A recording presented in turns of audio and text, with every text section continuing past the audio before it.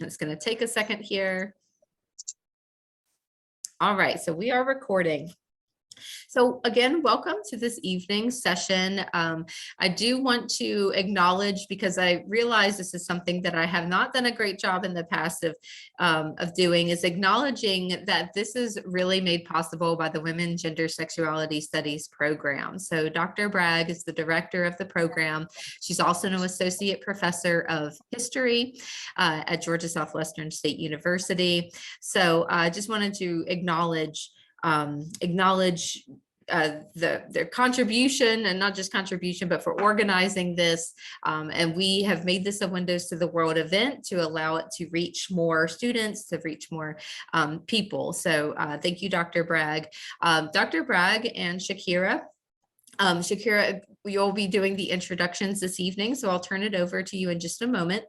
I will say, for Windows to the World purposes, please put your full name into your Zoom username. So it looks like I can see everyone's here and now, so you should be fine.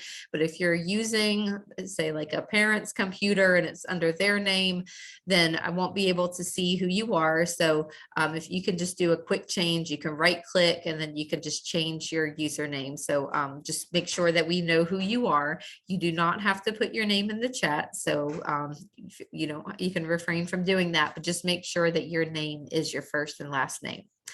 All right, so the name of our session tonight is Diversity and Opportunity in Graduate Education.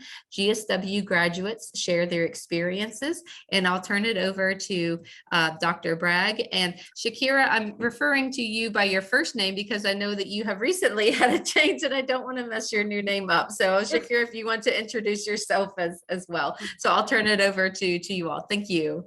Great. Well, thank you very much. And hello to everybody. We're very excited that we have the support of the Windows to the World program to bring issues that we think are really important to the campus community. And I've really enjoyed being able to do these activities this semester. And so I'm super excited. We get one more shot to have a Windows to the World conversation. And I have my wonderful partner here, Shakira, who will introduce herself and make sure that we all get her name correct.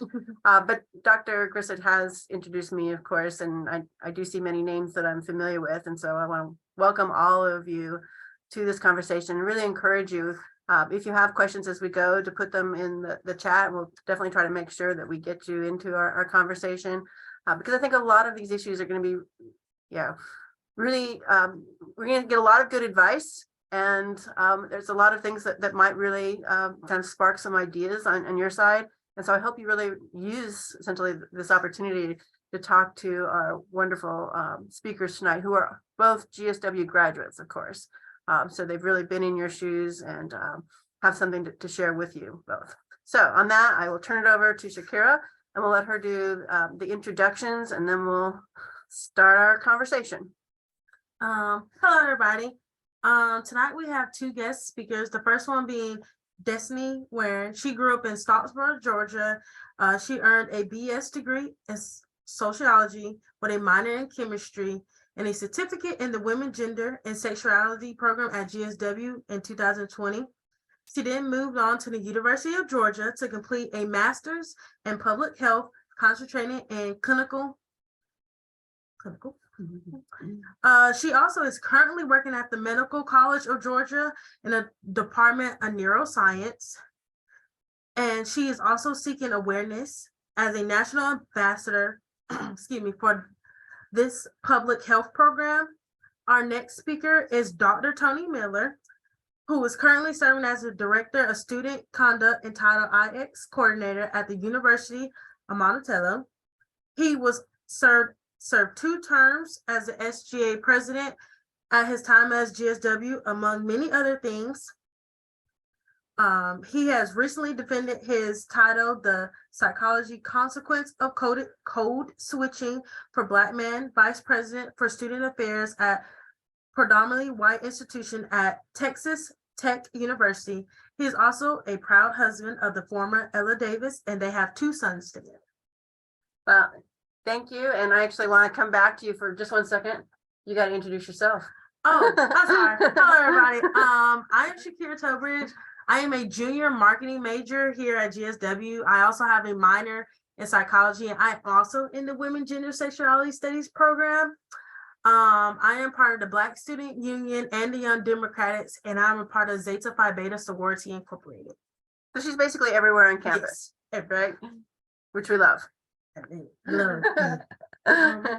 So, with that said, again, welcome to our speakers, and I'm very much looking forward to, because I remember you both as students, although I didn't have the pleasure of having Dr. Miller, Tony Miller, in my classes, but I certainly remember Destiny on campus and as a student. And I know just from, I'm going to get very nostalgic here for a minute, but I know that on the faculty side, yeah, you guys were the movers and the shakers on our campus in a good way. You were doing things, you were ambitious, you were the kinds of students that we talked to after class. And so again, I want to encourage all of our all participants in the audience today to really use this opportunity to think about the advice that you have to offer, but also the lessons learned maybe too. It'll depend upon what you have to say there. So we'll kick things off with kind of a general question, and then we'll just kind of let the conversation flow. Maybe we'll start with Destiny, and then move over to Tony, to Dr. Miller. How do you think experiences of diversity, and you could consider also the lack of diversity, how has this shaped your undergraduate experiences, maybe the choices that you made as a major, or the experiences that you had on our campus as an undergraduate?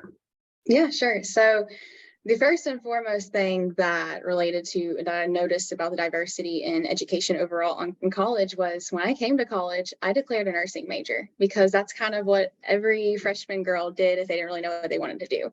And automatically I was kind of setting myself in this stereotypical side, which nothing wrong with nursing. I'm still in the STEM field.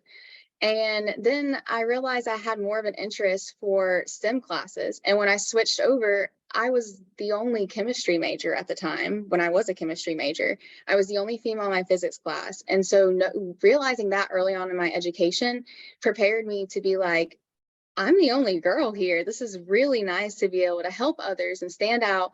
And it also encouraged other females to be like, oh, I can do that, or I can ask her for help. And so I really feel like the lack of the diversity overall helps to shape where I am at today, for a kind of vague answer. So you were really conscious of that sense that you were standing out, but that you were going to be essentially a kind of icebreaker in that field?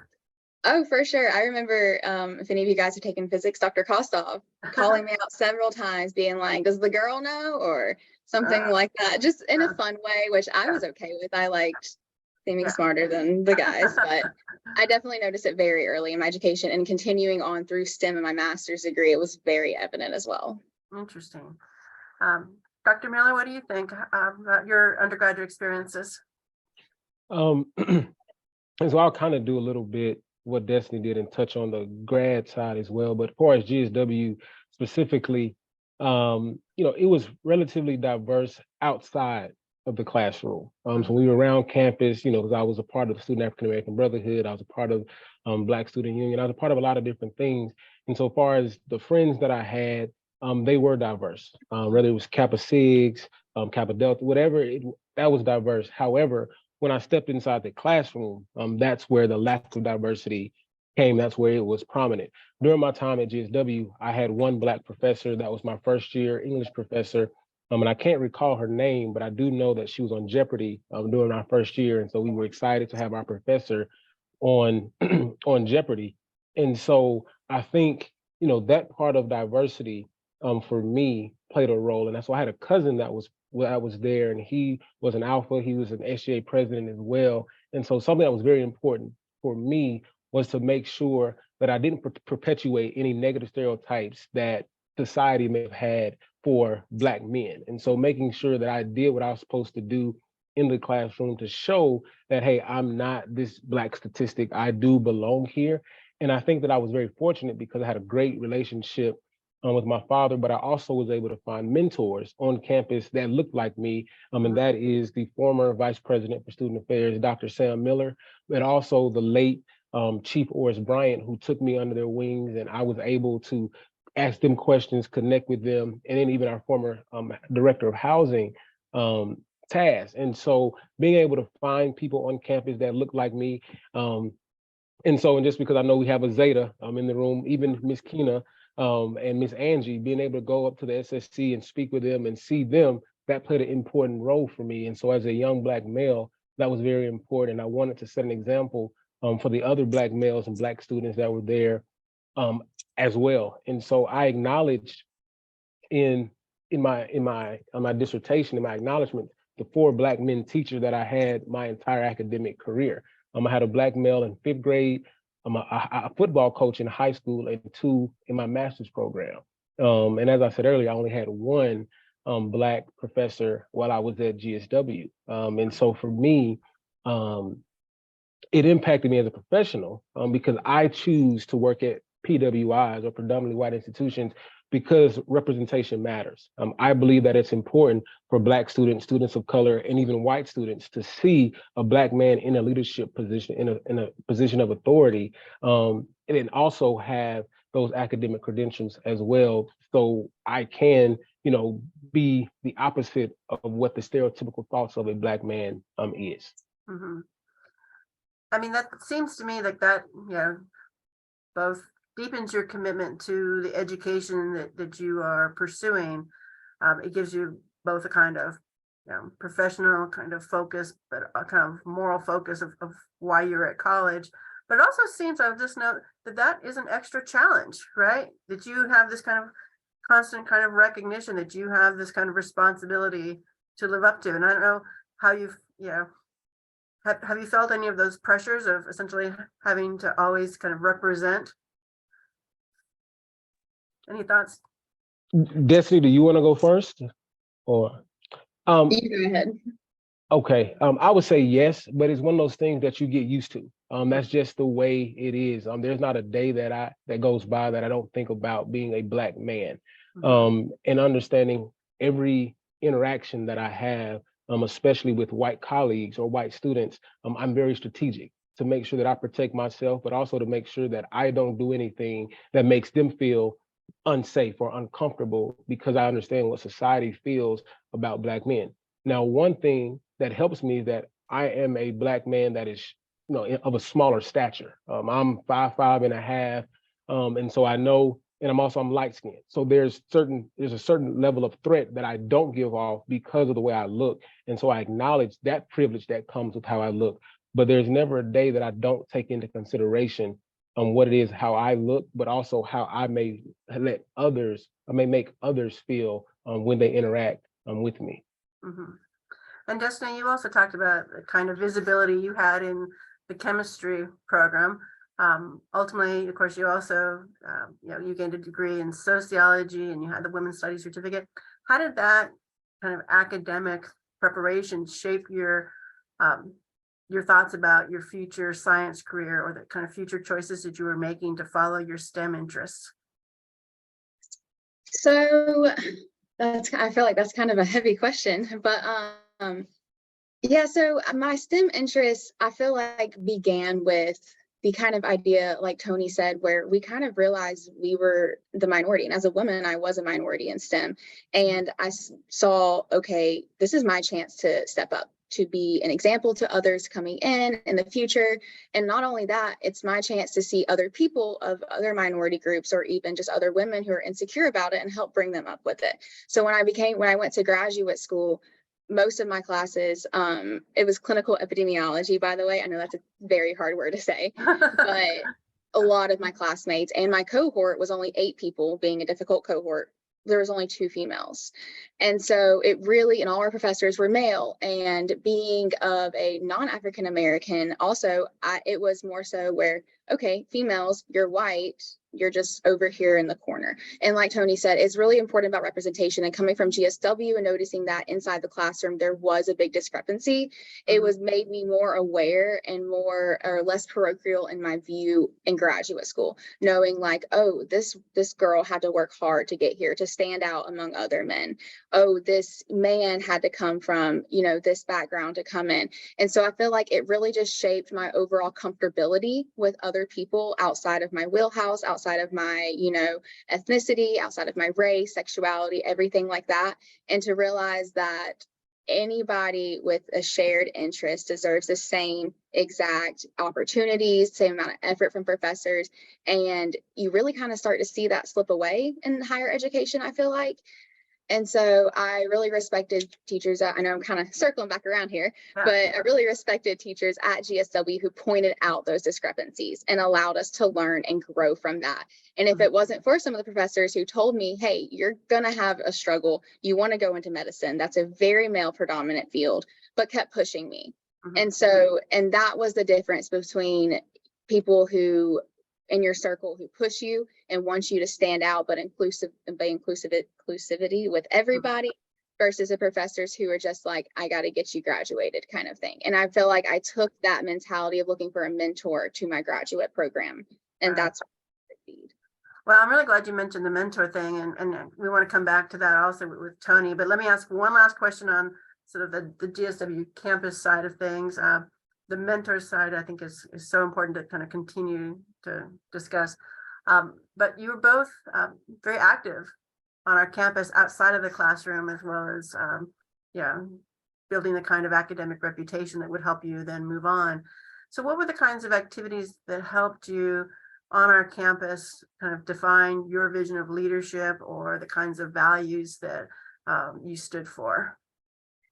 So that changed in college, mostly the values that I stood for. I probably will hit on this a little later, but I came from a very conservative home, which to me, that was fine. But when I got to college, I very quickly had my bubble broken down. And I had, professors who would listen to my questions and hear my stereotypical and prejudiced statements and be like, hey, you can't say that. Let's work on this. Let's learn how to communicate with people that doesn't offend anybody. And so I had mentors that would tell me how to talk to people, teach me how to be an ally. And that changed over the 4 years. Each year, I felt like I became a better ally, a better advocate. And it started something with a simple, I remember in my intro to human sexuality class, Dr. Whitlock at the time made us all go outside, which I'm all for class outside. And she made us all stand in the line. And she said, I want you to walk like a girl down and back, and then walk like a male down and back, and then throw a ball like a girl versus a boy. And we saw the stereotypes. And then it was, we did the privilege test where take one step forward if this applies to you. And breaking down those barriers and walls changed my outlook, my mentality, and just my overall empathy for other people. And I do not think I would have gotten that kind of education or overall just wisdom from anybody but a mentor. All right, thank you. So Tony, of course, you were student body president. In addition to being very successful in the classroom, how did that shape some of your leadership experiences and some of your perspectives on campus culture? Oh, I think it played a very important role. And I think the three things that I was involved in that impacted the most was my involvement as the president for the Student African American Brotherhood Association, SOB, SGA, obviously, and then being an RA and a hall director, because I had to be the example that my peers needed to see. So I couldn't be visible on campus, but then setting the wrong example. And I didn't feel that, especially from my RA capacity, and then even from my SOB president capacity, holding people accountable, but then I'm not doing what I'm supposed to do. And I feel that I would have lost a lot of credibility and respect of those who made the decision to follow my leadership. So GSW really grew me up in that area, because I became the president of SOB my sophomore year, because no upperclassmen really stepped up. And I didn't like what I saw. And so I said, hey, I got some ideas and let's do it. So I had to grow up really quickly from a college standpoint, because yes, I have a younger sister who's 5 years younger than me, but to be on GSW's campus with other students and faculty and staff, and being in a very visible space and being very involved, it was very important to me that I not let other people down who may have been looking up to me and rooting for me as this young Black man or young Black student who is seen to be successful. I wanted to add to that, and Tony, I totally agree. if anybody in here has an opportunity to join SGA, I also served as a senator, and that's where you really learn how to use your voice, and that your voice makes a difference. And that is big on GSW, and because you're able to see those, you know, see that everything play out that you're fighting for, because it's small and everything happens right in front of you. Mm-hmm. And I really appreciate that, because yeah, we depend upon students to really be engaged, right? But a lot of times students are very anxious about that kind of, you know, extended role. They have a lot going on. They can think of all the reasons why they're too busy. But those kinds of activities do give you a voice. And so kind of jumping off from that point to some of the nitty gritty things, when you were thinking about graduate school, how did you essentially prepare, thinking about what the kinds of things you needed to do for your application to graduate school to show off essentially your abilities to the school that you wanted to go to? Essentially, how did you prepare yourself professionally to move from the GSW small campus to, of course, the bigger world of a career and a graduate education? You want me to go first? Who wants to go first? Okay. So I just completely blanked on the question you asked me. You might want to go first. I'm so sorry. Well, I actually know how you started. I don't know all the details, but I certainly know that you were a very motivated student as you were planning for graduate school. You had a lot of ideas about exactly what you wanted to do. You wanted to start after your fall graduation and kind of jump into a program. So Yes. tell us a little bit about how you got focused and organized, and how you essentially, you know, built that application for graduate school so that you could be successful. Yeah. So I was a first generation graduate student. I'm sorry, college student and graduate student. But so graduate school scared me so much. The application process, looking up what programs to apply to, what you were qualified for, the test, the price of applications, all of that was very overwhelming. And I didn't really have anybody in my corner that had done it before. And so my mentors and advisors and professors really helped me out. They helped me network with people who were in related fields that I wanted to be in. And they really helped me be like, okay, you need to showcase this on your application. You should work towards this. And it was really about just kind of who you want to envision yourself as a professional. And that's what you submit to them. Mhm. And it became a lot because, like you said, I had a very definite plan I wanted after graduation. And I'm sure none of you know me, but it was medical school. The plans have changed. I ended up not even applying, going straight to graduate school instead. And it was a long process, but very rewarding overall. And being accepted to graduate school was something I didn't think I would ever be able to do. And so I feel like being able to showcase who I am on paper and highlight exactly what I have done to cater towards my future career, and then being accepted, all in all, it was a process, worth it. And asking for help was my biggest thing that like advantaged me. Right. So Tony, what was your process after GSW? Did you go into the professional world first, or did you apply to graduate school pretty quickly? What did you do? So I went straight to grad school. And so I mentioned Dr. Miller earlier. And so he's the reason I'm in student affairs, because we met playing racquetball. And I'm a political science major. Sorry, I didn't give you all that information. And I can say this and not offend Dr. Bragg, because she told y'all she never taught me. And so Dr. Jason Bergeron, I mean, he's my favorite professor at GSW. So we're still in touch today. And so he taught me so much about political science. And so I was just intrigued in how he taught, his delivery, and even how he saw me as a student. And so between him and Dr. Miller, but especially Dr. Miller, because I was going to take the route that he took, because I learned who Dr. Miller was. And I said, hey, how did you get in the position? How did you get in the role that you're in now? What route did you take? And that's when he told me, he's like, hey, you might want to be an RA because you get this experience and you get that experience. Hey, here's how you do this. Here's how you do that. And so when I made the decision that I didn't want to pursue law school anymore, and I may date myself here, and so Dr. Bragg and Dr. Grissett will know the reference, but I wanted to be the next Johnny Cochran.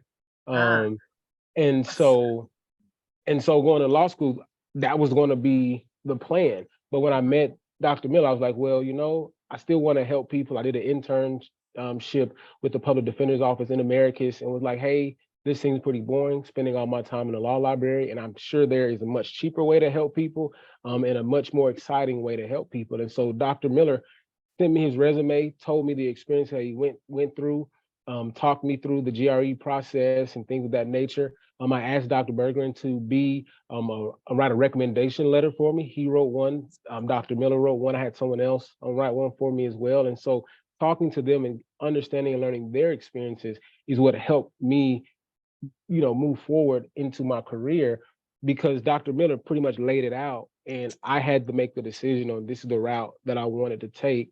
And so those two individuals was very important in my decision, because I shifted from law school to, the entire profession, to wanting to work and be a career student affairs professional. Right. So let me actually just kind of reinforce a couple of points that I hear both of you making that I think are so important for our students. And of course, number one, mentors, right? Yeah. Finding people who are in your corner, finding people that will guide you and give you that kind of practical hands-on support. What are some of the things that you might suggest, just from your own experiences, how do you reach out and find these mentors? I think you have mentioned this a couple of times, but just to kind of bring this point home, what are the best strategies you might advise for students who feel like they need that mentor, who's the person in their corner that really kind of always have their back? Sometimes it's just an organic interaction, and there's something that you feel about this person. And so one thing with Dr. Miller, when he introduced himself to me at the racquetball courts, he didn't say, "Hey, I'm Dr. Samuel T. Miller, the Vice President for Student Affairs here. I'm this important person. I only answer to the president." He introduced himself as Sam. And it wasn't until Thanksgiving break that Angie Hobbs, who was over campus recreation at the time, told me, like, "Hey, do you know who that is? Like, that's my boss. He's Dr. Miller. He's only answers to the president." And so I think as people, we naturally gravitate to people. And so with faculty, it's easy. And if you're involved on campus, it's easy to do that as well. And so you have those conversations with them if that person is there for you in a time in which you need something. Whether you lose a loved one, you come out of a relationship, and then you're able to open up the conversation a little bit. And I think that's how you find them, by asking questions. And then if they take a vested interest and look as if they want to help you, and I think that's the easiest way to do it. And if it's not an organic thing, reach out and look. Faculty have so many experiences. Reach out to somebody who you think you may want to reach out to, think is pretty cool, interesting, and just set up and schedule a meeting. Because as a student, faculty is going to welcome that. Faculty want to help students. Staff members want to help students. Administrators, especially on the executive level, they want to be able to share their experiences with students, and be able to give advice and be able to give back because somebody did the same thing for them. Thank you. Destiny, any ideas about how you get those mentors in your corner? Yeah, so I think there's, first and foremost, I want to say, I think there's different kind of mentors that you need in your life and that you will have in your life. One, first and foremost, being like an academic mentor. You need a professional mentor. You need a sympathetic mentor, somebody just to talk to that has wisdom. And you can go, like Tony said, organic is probably going to be the most raw type of mentorship you would have. However, I actually had the experience of having to reach out and find my mentor and advisor. In graduate school, we were told to ask somebody to be our mentor. Very overwhelming. If you're a student, it's very important. And if you're not really sure where to start, Dr. Bragg, you can correct me if I'm wrong, but most professors have their portfolio online where you can see their interests, their experience, what their ongoing research is, and all that kind of stuff. Find somebody that just matches what you want to do, or even just as you're curious about, because like Tony said, they love talking about what they're interested in. They love it. That's true. Any mentor is going to, they're going to kind of give you not the cold shoulder, the hard shoulder, make you do it on your own, but they're going to kind of help you out through the way, kind of tell you where you went wrong. And it's just so important. And like I said, being honest with that person. Tony said, reach out, just be honest. Like, hey, I'm not really sure what I want to do, but I know I'm interested in some things you're similar with. Would you mind meeting to talk about maybe some options I have for my future? And that's as simple as it's going to start. My advisor from undergrad, she's my mentor I keep up with nonstop. Dr. Bragg, you've always been in my corner. my graduate advisor. And these mentors are, in my opinion, not just like lifelong, but at least career long. They're going to check on you. They're going to want to know what you're doing. And if you get stuck or need a recommendation, they can still help you out from years ago if you need it. And so it's very, very, very important. Right. And I'll add this, if I can, Yes. to drive home Destiny's point. Dr. Miller has always been the #1 person on my references. When I apply for a job, he's always been #1, and he will be. And so I think being able to establish that relationship and how you're able to get a Dr. Bragg or a Dr. Miller or Dr. Bergman to be those people in your life is to be the person or the student that you introduced yourself to them as, and be that person everywhere. So be a student of integrity, be a student that gets things done in the classroom, be that standard of a student, be that example. So Dr. Bragg doesn't mind, writing a recommendation letter. So Dr. Grissett doesn't mind putting her name on the line for you. And so you build your credibility with those individuals so they can say, oh yeah, absolutely. Destiny is one of my best students. So if you hire her, if you accept her to your program, you're going to get a treat just like we did at GSW. So I think that's very, very important. Just be who you say you are and be who you show up to be when you first meet them. Yeah, make it easy to be mentored. Right. I actually just want to note here, as part of this really important conversation, that Dr. Joseph Camo is online as well. And I think that speaks to this ongoing relationship that, Dr. Destiny knows Dr. Camo from her sociology days. And the fact that, that relationship, he's still interested in what she's doing shows that kind of ongoing connection.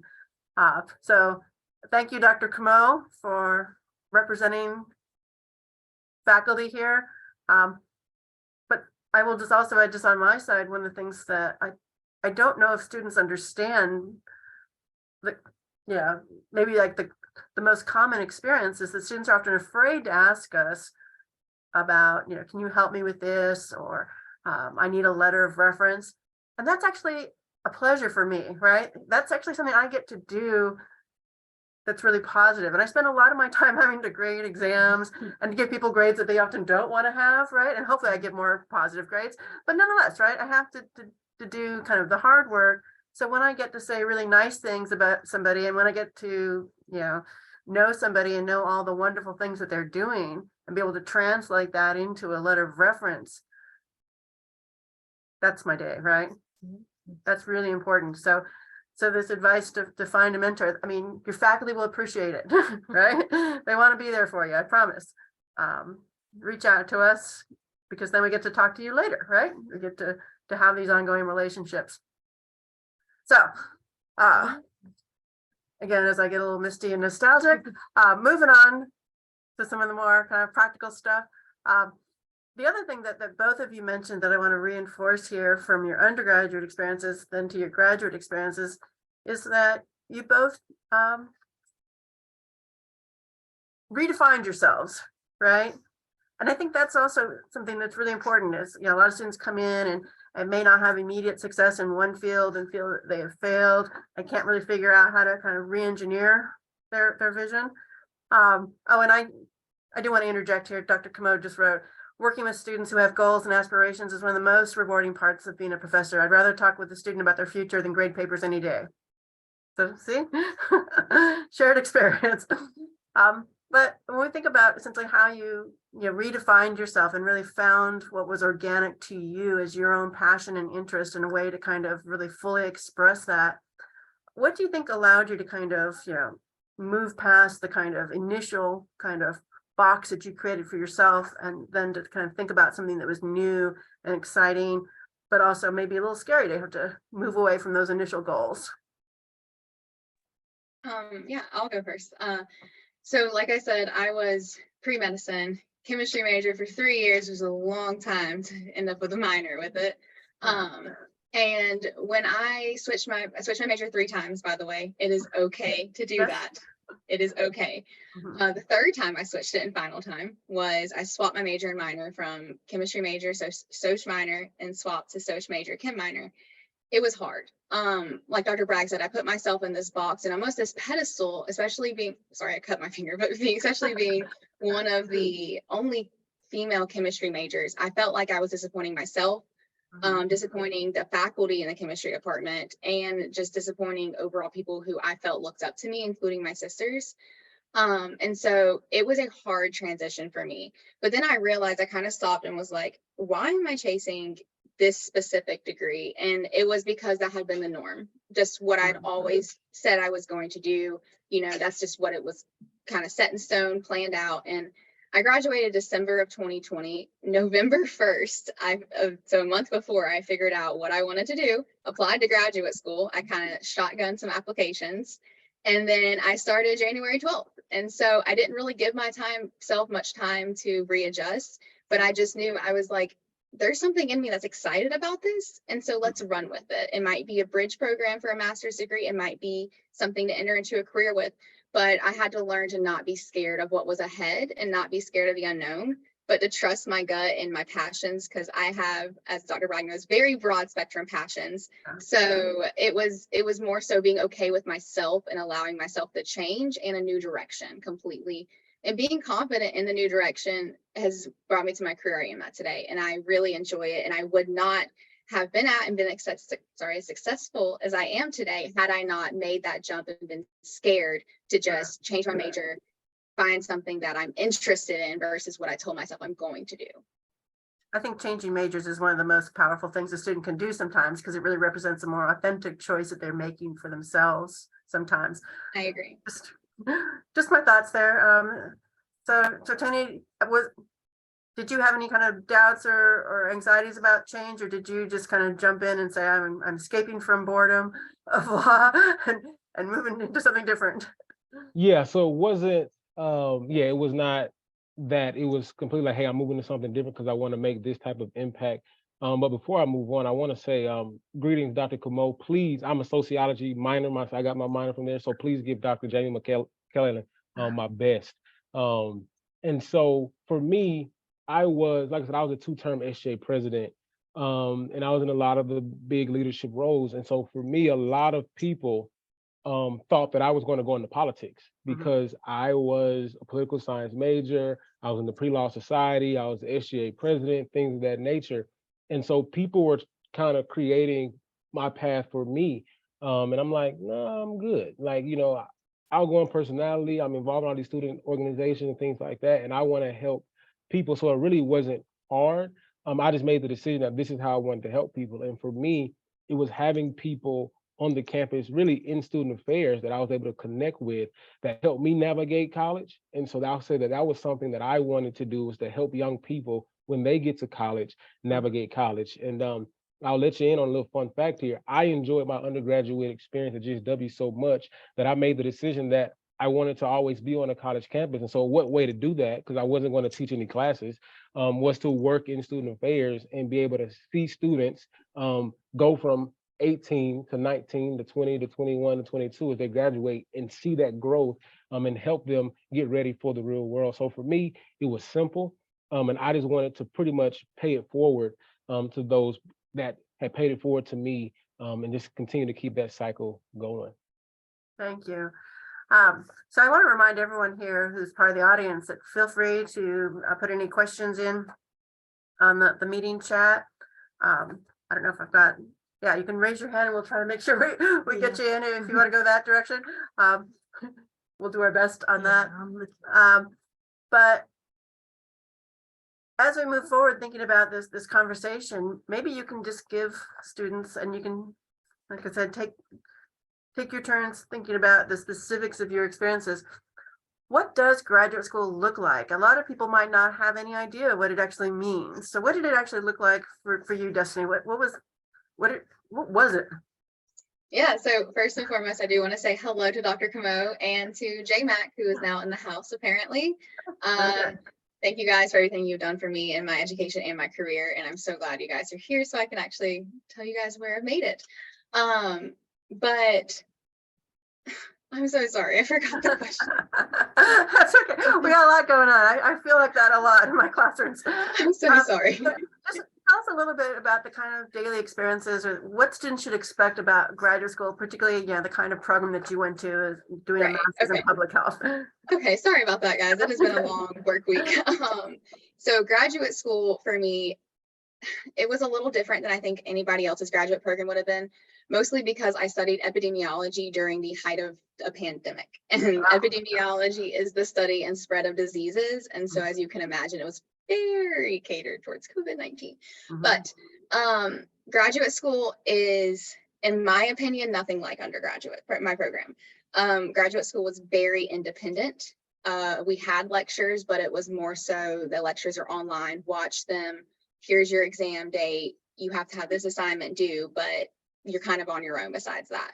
And also, but it was also different because you got to specify which classes you wanted to take, like for your specific interest. So like I said, I concentrated in clinical epidemiology versus there was chronic disease epidemiology, infectious disease, there was perinatal and maternal epidemiology, there was different directions. And so I was able to pinpoint exactly what I wanted to do without like quote unquote poor classes. But also at the same time, it was very independent, more field work, but that could have just been my degree entirely. So I'm not sure. And you had a long internship to cap off your experience, is that correct? Yeah, so graduate school, my program finished off with, it was a non-thesis master's. I finished in 14 months, and so it was pretty quick.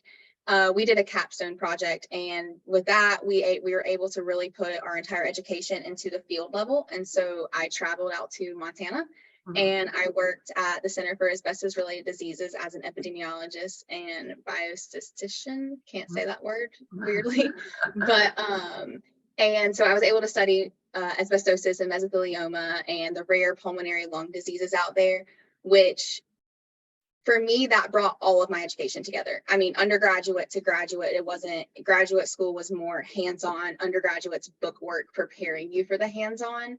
And so that's what my program looked like. And I thoroughly enjoyed my master's program, so much so that I'm going to be going to get my PhD soon.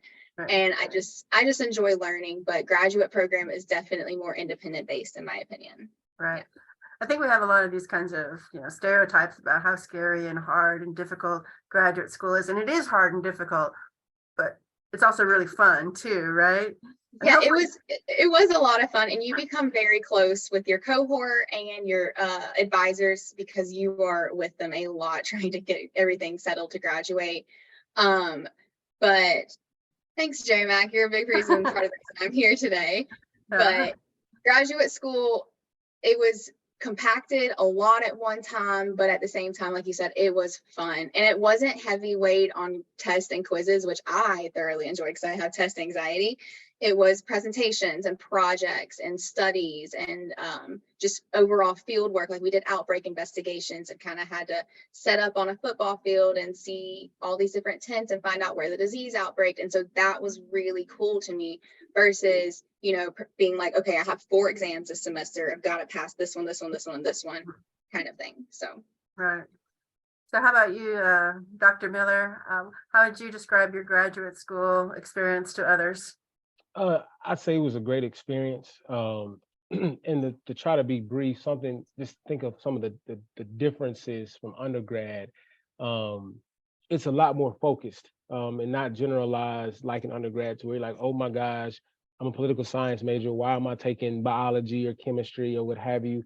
You're going to study what it is that you are studying, like whatever your master's program is. And granted, there may be some electives here and there, but you get to pick those. And it's going to make sense. It's going to be relevant to you. Obviously, for the most part, there's evening classes.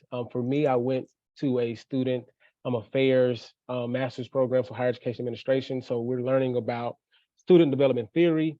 We're learning about law in higher education. We're learning about finance in higher education. We're looking at different things as it relates to student affairs, helping us learn how students experience college as we try to prepare to become student affairs professionals that will help students navigate college. Another thing that you'll notice about grad school is that you could be in classes with seasoned professionals who have been doing the work for years, while you're just now trying to learn, what it is that you're doing in this field, in that field. And the last thing I'll say to Destiny's point is the test and thing, it looks very different. It's just a lot of papers. It's a lot of reading. And that's something that Dr. B told me. And I think he did I think he prepared me for that because, oh man, if y'all ever taken Dr. B's class, he's going to give you articles. He's going to, all these handouts and printouts, you're going to read them. And so he really did prepare me for that. So I wasn't surprised. I'm just writing. Like the test was an essay on this. The test was you picking this topic, doing the research and writing on that. Have you been able to understand what we've learned and then be able to apply it in a real world situation or solve a problem or solve an issue? And so that's really what my graduate school experience looks like, which again, my graduate program was education. Destiny's more medicine. And so it's going to look very different as far as what she's doing because she's working to save the world. I'm working to make sure a student can find a class or get involved in campus. So we have two different, very different, I guess, life and death situations as it pertains to an emergency for her versus an emergency for me in my field. Tony, you are building the next generation of professionals. Give yourself some more credit. Yeah. And I was very excited to see your dissertation. I look forward to that being published maybe at some point. That is the plan, so I'm working with the grad school now with the final formatting and stuff like that. So in a few months, we hope that it will be out there. So yes. So I'm going to ask, since we're now heading down the home stretch and we won't have you for the whole evening, which I might like to have, but nonetheless, I'm going to ask two final questions, one kind of light question and then something to hopefully wrap up all this kind of information that you're providing. And so again, I want to remind everybody that put any questions or comments in the chat. Make sure that you get your voice in here, right? Because I got a lot to say, but I definitely want to get more student voices in. So as I'm asking these questions, we'll just kind of see what else shows up for us. But to start with a kind of open question, this is something I was thinking about, honestly, based on my discussion with our last Windows to the World event. What are the things that you do to find balance in your life? You're very busy people. You've been very ambitious. How do you essentially kind of, manage it all and find that kind of, that personal time or the personal kind of the personal expression? What are the kinds of things that you might do as hobbies or family kind of things that help you maintain all the kind of professionalism that you do in your daily lives? So are you speaking as of like right now, Dr. Bragg, or well, you can give me any perspective you'd like. What's important for our students to know about how you find balance as a young man? Okay. So I'll take you to grad school and then get to my professional life. So in grad school, I was a hall director at the University of Memphis. And so the intramural football field was right across from our building. And so I made sure to participate in intramurals because that was something that was outside of class. Granted, if there was games on class days, then can't do that. Like I said, I was big in racquetball. So that was something that I did. I enjoyed listening to music, going to the gym just to kind of keep my mind off of different things and, hanging out whenever my now wife, if she was in town, we'd hang out, dinner. And now as an adult with two crumb snatchers, it's just, really spending time with them is kind of how I'm able to relax. I enjoy listening to audiobooks. I am a student of leadership. Leadership is right up there as one of my top values behind my faith and my family. And so, I have my own podcast on leadership. And so that's something that I do. I get my leadership thoughts out there. I'm a huge fan of Simon Sinek, Adam Grant. And so whatever I can learn about leadership, that's what I'm going to do because that's what fuels me. My wife, she picks at me because her audiobooks are romantic, in nature. And so we had a fun audiobook swap to where I gave her Simon Sinek's book, The Infinite Game. And so she gave me, I forget the author's name, but the name of the book was Maybe Someday. And she was like, you don't know how to unwind. I'm like, this is how I unwind because I'm learning, how to become a better leader, how to treat people better, how to just become a better human being overall. And so that's how I unwind. And I will say that book that she said, it was really a good book. I did enjoy it. But I didn't learn anything about life. I didn't learn how to become a better person. We won't tell her you said that. Yeah. Oh, I've told her. She knows. And so, but it was a great book. So those are some of the things that I do to be able to just completely cut off work, and just be present with my family, or if it's just me and her binge watching, TV shows together, or, and I love sports. I love football. And so, watching, games, and, watching different sporting shows, they talk about the games going on. That's pretty much how I unwind. Thank you. Destiny, any thoughts here? Yeah, so first, I think the author of that book was Colleen Hoover, which is There one we of my go. favorite authors. That is her. Yes. Colleen is she is like top shelf. Yes. Oh, that's half of these are hers. So, but so yeah, I want to do the same thing Tony did and kind of talk about grad school and then quickly transition to my career and free time. Grad school for me, I really struggled with the work-life school balance. I worked 2 jobs, one being a state level job, and also went to grad school full time. And so it took a few months of being very devastated and down, like, I don't have a life. This is not fun. I'm not enjoying this right now. Like, why do people do this?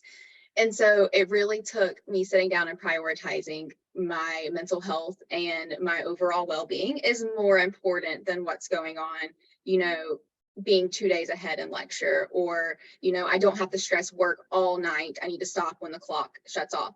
And so once I started to figure that out and navigate really around how to balance school and 2 jobs, the most important thing to me was finding a group or friends outside of school and work. And so like I was plugged in at our local church in Athens and joined a small group of girls, and they became just my friends overall. And we didn't talk about school. We didn't talk about my job. And so that was important. But mostly, like Tony said, going to the gym, just any type of release of stress like that is definitely one thing to do. Bad day at work, I'm going to go run probably, even though I hate running. And so, yeah, I like to read as well. And I'm still, now that I'm navigating the career field, I've only been in it for about 9 months now. I'm still trying to figure that out. I'm still trying to find new hobbies. And I feel like that'll be something I'm trying out for the rest of my life as my interests and stuff kind of change. But it's definitely harder, easier said than done, in my opinion, is trying to balance that all out. And so like if you're a student, you're not really doing it, figuring it out right now, it's okay. It is okay. Just make sure you set time aside for yourself. If you wake up in 15 years, are you going to regret, you can either regret not finishing that last chapter before the test tomorrow, or you can, on the flip side of that, if you're just stressing out about the inevitable, you're losing time in your life doing that. And so set time aside for yourself. And I'm speaking to myself as well, but yeah. Well, and if I can, Dr. Brad, can I add to something that Destiny said? Really with this work-life school balance, what you'll probably learn, and I know Dr. Bragg, you may be able to speak to this, and all the professionals and faculty in the room. Sometimes there's no such thing, and you have to kind of rephrase that to work-life integration. And so, for instance, I was at GSW back in January for the SGA President's reunion. And I saw Dr. McLennan there with his daughter at the basketball game. And so that's something to where, hey, he's supporting the university. Granted, it's at work, but he has his daughter with him and he's spending quality time with her. And so working on the college campus, that's something that I can do because, I brought my son to the baseball game, and we had Saturday, we had a lacrosse game, we had a softball game. So we were able to kill a lot of birds with one stone. Now, granted, that's in, college and universities, that's the education setting. Destiny's work-life integration may look a little different, but that's something that I've been able to do, is to integrate my family with different events. So, my downtime or family time is still me supporting the campus or supporting students that I know or student organizations on that campus, but me not being on as the director of student conduct or the Title IX coordinator. So they can see me in a different capacity. Right. And I will just say, yes, work-life balance is an ongoing challenge, but I think that's really useful for our undergraduates to see that none of this comes just sort of naturally and easily. It has to be something that you build and construct into your lives in a meaningful way, and that when you do so, hopefully, you find that kind of healthy optimism, right? You find the rigor when you need the rigor. You find the kind of outlet when you need that outlet, right? But May I add really fast, the best thing for me to try to transition to like being okay with setting aside time for myself was scheduling it in. So if you have something scheduled, especially with a friend who can keep you accountable, like, hey, let's go walk, you know, for Augusta, it's the river walk. Let's go walk the river walk at 6 o'clock. You're going to go, you're going to meet them, and it schedules that time once a week or something. And so you start to build that into your schedule. And like Tony said, you can integrate that with work friends even, or if I have to come home and finish some stuff up from work, like it's not the end of the world, but I can still have something scheduled. So I'm going to stop, go to my scheduled event, relax a little bit and come back to it. And so we have to do that sometimes, but. right. Well, thank you for those really important points on what seems to be a very light kind of question, but I think is actually a pretty important thing to think about when you're building a career, and particularly when you're imagining graduate school. You don't want to crash and burn, right? You want to create a kind of sustainable life that has that meaning. So then the kind of question to wrap a lot of this up, but not, you know, to kind of, you know, to keep us thinking as we move forward.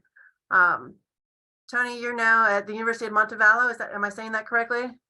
And you're Title IX coordinator, and you have another and director of student conduct. Director of student conduct. Mm-hmm. Tell us a little bit about essentially how you're working from those positions to represent diversity, but also to kind of, you know, really build upon your own talents and leadership. Just kind of tell us a little bit more about your job and bring all these issues we've been talking about in our conversation together. Yes, absolutely. So as it pertains to my director of student conduct role, I have a unique responsibility to where a lot of times students are meeting with me when they've done something allegedly against student code of conduct. So a lot of times they come in nervous, scared, not really knowing what to expect, and they may think I'm the boogeyman. And so, but at the same time, I'm responsible for holding them accountable, but I'm also responsible for keeping them safe.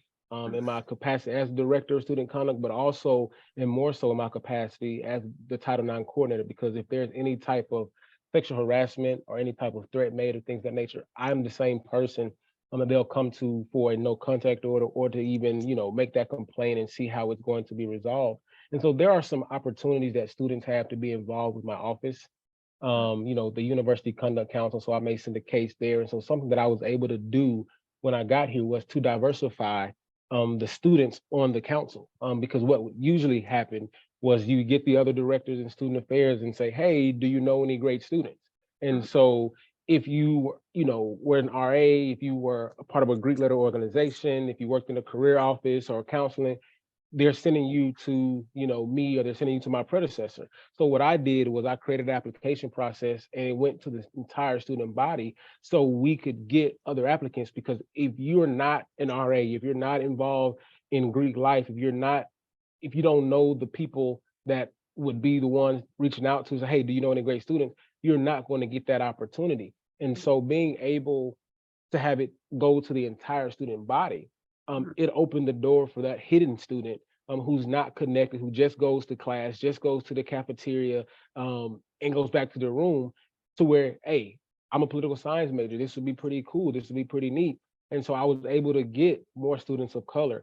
We struggle with just having male students in general, but I was also able to get, you know, graduate students, because a graduate student's experience and perspective is just as important as an undergrad perspective. And typically you're just going to get undergrads on that. And so to be able to have graduate students interested and to be on that council to provide a grad student perspective, that's really good. And so granted, whether it's sexual orientation, gender identity, I've been able to see, because that one thing, to send an email out, create an application process that I interview, a lot more students had access to this opportunity, something that they can add to their resume that, you know, for the most part, you know, depending on how they put on the resume, whatever industry you're in, they're going,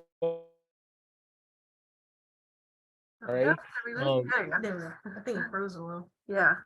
And so that's something that how I kind of bring the diversity into the work that I do on a day-to-day basis.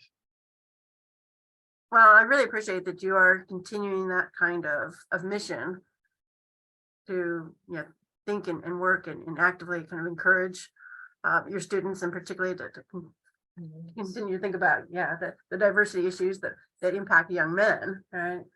As well as, you know, all those students are on your campus. And so, yeah, that's something that I hope, yeah, you're gonna have a big impact. I fully expect. Destiny, turning to you. I know you're planning to move on. You are currently a lab researcher, and you're planning to go on to, is it to medical school or to what's your next plan? Why don't you tell me? Yeah, so I currently work as a research associate, and I work in an Alzheimer's lab studying Alzheimer's therapies. However, I just want to say, like, bringing diversity into the field, what's really cool to me is there's only one male in our lab. My PI is female, and then all of my manager is a female, my supervisor. And so I was like, this is fun. This is fine. I like this. But the coolest thing to me, and Dr. Camo, if you're still in here, your class really benefited me because I am one of the only Americans in my lab. And so learning to navigate and to be inclusive with people with one girl in our lab, her name is Ware. She doesn't speak any English. And so her children do. She practices at home, but like learning to be patient, to make sure they're inclusive, they're understanding. We have a few people that are from Pakistan or India. And so their values and their cultures are so different, and just learning to be acceptive of that and work alongside with them was something that was beneficial to me already being in the career, but also I look forward to. And so when we have new students or new workers come in, being able to train them, now that I'm trained, I'm able to say, hey, like, let's inclusivity, learn more about them. And so that's how I feel like bringing diversity into the STEM field is because of the diversity that's already there, but also making sure everybody feels inclusive and no discrimination was something I didn't think would be as easy as it is. Yeah. So really being thoughtful about your colleagues and the backgrounds that they come from. So then how will that translate into your pursuit of a PhD? Yeah, so I definitely want to pursue a PhD. Medical school was on my radar for a while. However, my boyfriend is a fourth-year medical student, and watching him kind of embrace that just made me realize I don't think that's for me. So a PhD program, I'm thinking in pathology will be my next steps, kind of stop in school. And in doing that, pathology is not a women-dominated field whatsoever. And not only that, a sociology major doesn't really make it to pathology a lot. And so I just feel like all of this is very exhaustively preparing myself for what's to come. And I think that's the only way I will get there comfortably is being comfortable working alongside multiple diverse ethnicities and races and religions and sexualities and everything like that. And so that's what I continue to bring from GSW into my career. Well, let me thank both of you so much. I really believe that it's really important for our students to see these pathways, forward, and to hear from students like yourselves, and of course now working professionals, and people with multiple degrees, but the people that show them, there is a process that is a kind of a process that others can follow. Right. And so I really appreciate that you sharing these experiences with all of us. And of course, it's really wonderful to see both of you. If Tony, I certainly remember you from the hallways of the HAPS department. And I know that, you were definitely a favorite on the political science side of our program. Certainly I'm really glad I got to work with Destiny on both corners of your experience here at GSW. I think I might have had you as a freshman. I'm not sure if I remember that correctly. Yep, I had my first class freshman year was with you, and my last class senior year. So, I mean, one of the things that really brings home for me is the kind of change in individuals, but also that kind of, that pride that we on the faculty side often have in seeing growth and the kinds of, creative opportunities that you all carve out for yourselves. So I also want to read what Dr. Grissett has to say to everybody. She thanks both of you and says it was great to hear your perspectives and experiences at GSW, and best luck to you. And we certainly want to wish you that as we wrap things up. We know you're going to be going off and doing other big things. Tony, I'm going to look forward to reading the published dissertation at some point. That sounds like it's definitely up my alley. Let me actually read the title for everyone else just one more time so you can watch for it coming out, right? let's see. It's the psychological consequences of code switching for Black men vice presidents of student affairs at predominantly white institutions. Right? So So- you can be on the lookout. Yeah, we're all gonna have to put that on our reading list, whether that's the audio books or the paper books. You're gonna keep an eye out for that. And Destiny, I'm gonna really looking forward to seeing your PhD path, but I mean, you're doing the kind of work that we need out there in public health, and so I really appreciate that. So keep up that work in the lab, but also being that public health ambassador as well. So Yeah, thanks to and everybody. I just want to say thank you guys for having me, and also Dr. Bragg. If anybody here wants to reach out to me with further questions or anything, feel free to share my email. Okay. If anybody has questions about graduate school or anything, feel free to email me. I was in your shoes once upon a time and I was lost, so I'm here to answer questions if you need. Well, I will definitely make sure if anyone here contacts me, I will pass that information on, and I hope that you would all take Destiny up on that offer, because that's an important one. Yes, and the invitation goes, it's the same for me as well. If I can ever give back, especially to a GSW student, I'm definitely going to do that. And one last fun fact that I didn't share, and since Destiny's actually in the great city of Augusta, Georgia, I am a proud Augusta, Georgia native myself. So There when you she go. said, I heard her say MCG and the Riverwalk. So so go Green Jackets. So yes. Very I good. haven't been to a game yet, but I'm going. And I should also know a special thank you to Dr. Grissett and the Windows to the World program for allowing us to host our GSW graduates now out in the world. And also a special thank you to Dr. Camo and Dr. McLennan for coming to support this program and to check back in with our graduates. So we appreciate all of you, all the students who are out there. We appreciate the faculty who are here, and we particularly appreciate our speakers. So we will close that up for now, but again, thank you, and we look forward to talking more.